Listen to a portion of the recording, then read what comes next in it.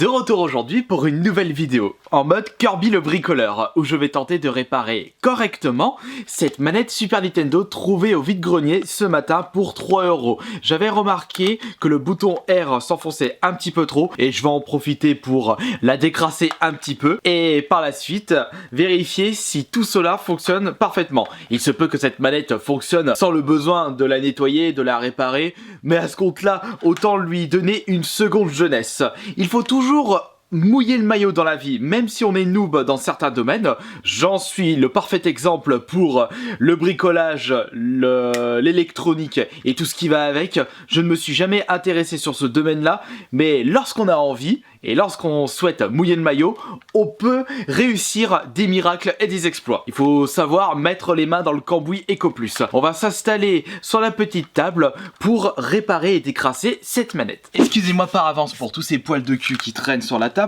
Voici la manette Super Nintendo. J'ai apporté des petits cotons, le tournevis, coton-tige, alcool. Et je vais tenter cette fois-ci de ne pas en mettre de partout, comme pour la Xbox qui était toute sale. Il vous suffit de retirer les 5 vis qui se trouvent à l'arrière de la manette. En même temps, je pourrais peut-être vous sortir une petite connerie made in Kirby, c'est-à-dire rien du tout. La deuxième par ici. Je vais peut-être prendre un petit support pour éviter que ces vis se trimballent. Bon, je prends le premier truc qui me vient sous la main.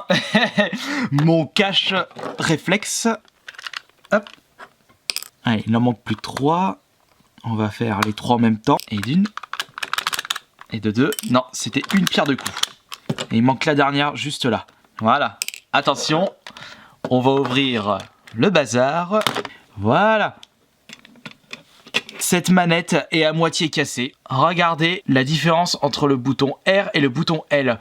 Il n'y a plus ce petit bout du bouton sur le bouton R. Ça a été cassé avec le temps. Ici, vous pouvez constater le circuit imprimé de la manette. Il suffit juste de retirer ça comme ça. Attention, voilà, on y va doucement quand même. Ce qu'on va faire avec le coton-tige, on va nettoyer les connectiques juste ici pour que le signal passe mieux. Ça se trouve, je suis en train de vous dire d'énormes bêtises durant cette vidéo, sachant que je ne suis pas un spécialiste en électronique, en réparation de manettes. Mais cela prouve que même si vous n'y connaissez rien, vous pouvez réparer des manettes grâce aux tutos sur internet, puisque sinon j'aurais jamais su comment réparer une manette. Par contre, on va peut-être éviter de se tromper en ce qui concerne le code couleur des boutons. Vous avez un petit détail, on va mettre un petit peu d'alcool dessus.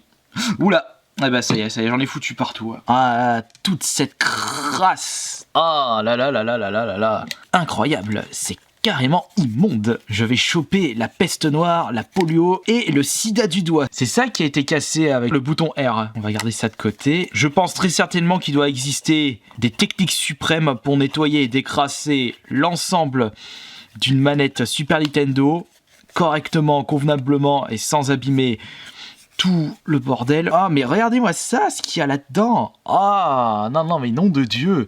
Le premier bout, c'est bon. On va passer au deuxième, qui va l'air d'être en moins bon état. Ouh, j'ai entendu un petit bruit suspect. On va reculer ça un petit peu. J'espère que la qualité est bonne et que vous ne vous embêtez pas trop à regarder ma tentative de réparation. Je serai un éternel noob en ce qui concerne le bricolage, tout ce qui touche à l'électronique, car c'est un domaine qui ne m'a jamais intéressé. Mais alors, pourquoi je décide de faire ceci avec cette manette Super Nintendo?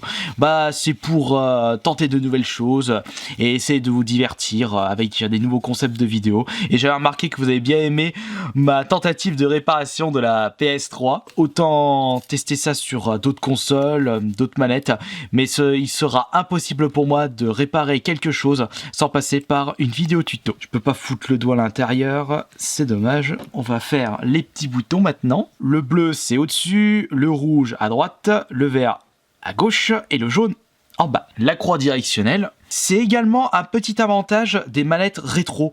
Comme elles étaient assez simples, elles sont tout compte fait, simples à réparer et à nettoyer. Essayez de nettoyer par exemple ou tenter de réparer une manette PS4 avec toutes les connectiques, circuits imprimés très complexes. Ça doit être un truc monstrueux. Ah mais c'est pas vrai, mais je suis vraiment... Bon, c'est pas grave. On va récupérer de là directement. Un petit coton dessus. Viens par ici, toi. Attendez, je vais peut-être reculer un petit peu. Juste là. Hop. Un petit peu mieux avec le coton-tige, mais la crasse est bien accrochée. Ouais, bah, on peut constater que c'est plus sale que lorsque je me nettoie les oreilles. Heureusement que c'est pas aussi crade comme ça. Quand je me nettoie les oreilles, il faudrait que je me pose des questions sur mon état de santé. On va éviter d'en mettre de partout.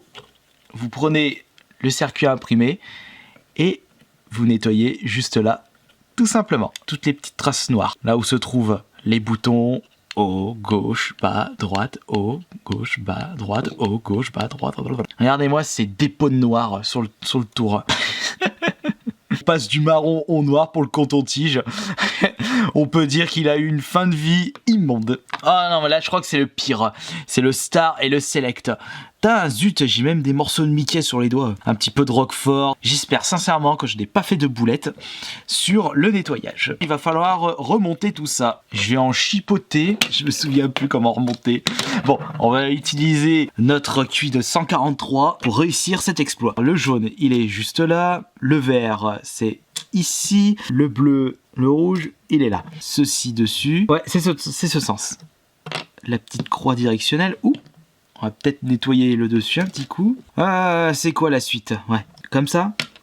Ouais, comme ça, c'est bon. Comme ceci? Non, ça doit être comme ça normalement. Maintenant, il faut que je remette le circuit imprimé. Je pense que ça devrait être bon. Il faut que je remette correctement le bouton R et le bouton L. Le bouton R, il est... Mais non, tombe pas en dessous. Non, on va pas en dessous, s'il te plaît. Peut-être commencer par mettre le bouton L. Non, il faut peut-être que je nettoie un petit coup le bouton L. C'est très minutieux. Surtout pour moi, qui ne suis pas un spécialiste. Voilà, comme ça c'est bon. J'ai plus qu'à mettre l'autre maintenant. Ce qui reste malheureusement, on va le remettre comment du coup? On va essayer de le remettre comme ça. Est-ce que c'est comme ça du coup? Ouais, je pense que c'est comme ça. Attention, on referme la boîte. La boîte magique. Quelque chose ne va pas. C'est moi ou c'est un petit peu de mal? Non, c'est moi. Il n'y a plus qu'à remettre les quelques vis. J'ai l'impression que c'est... J'ai dû faire une boulette. Et voilà. Attention. Je crois que... Il y a quelque chose qui ne va pas là. Ça m'a pas l'air d'être souple. Attendez. Je vais prendre une autre mètre Super Nintendo qui est en excellent état. Il y a vraiment une différence en ce qui concerne la couleur de la coque. J'ai dû faire une boulette en ce qui concerne le montage, enfin le remontage.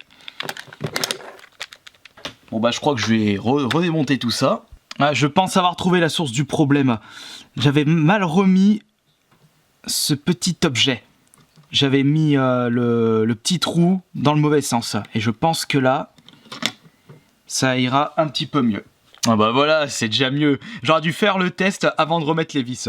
C'est pas grave. On saura ça pour la prochaine fois. Maintenant que le plus dur est fait, on va tester cette manette sur une console et en espérant que tout cela fonctionne. Pour la phase test, j'ai la flemme de sortir ma Super Nintendo de sa boîte, donc on va utiliser la Retron 5 dont les manettes Super Nintendo sont compatibles. Il y a juste qu'à la brancher sur le côté. Et pour le jeu, bah on va faire... une nouvelle partie juste pour tester. Non, je peux utiliser celui-là, pas Sunset Riders, plutôt un jeu de combat.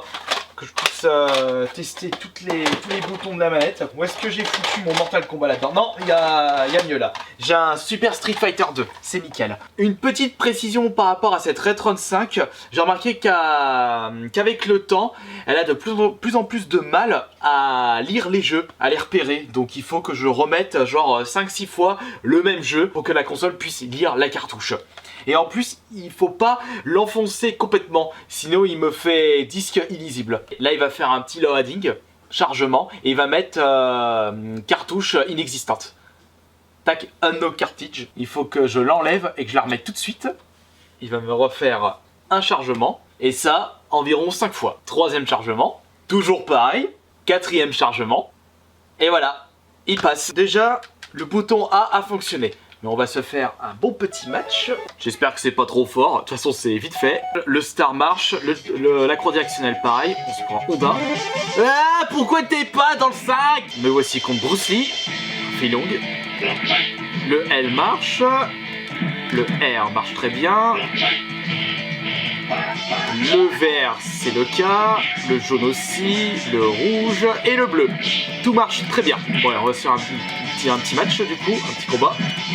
Par contre, étant donné que le bouton R est à moitié abîmé, on n'a pas cette impression de manette qui fonctionne parfaitement. Mais par contre, le signal passe bien, heureusement.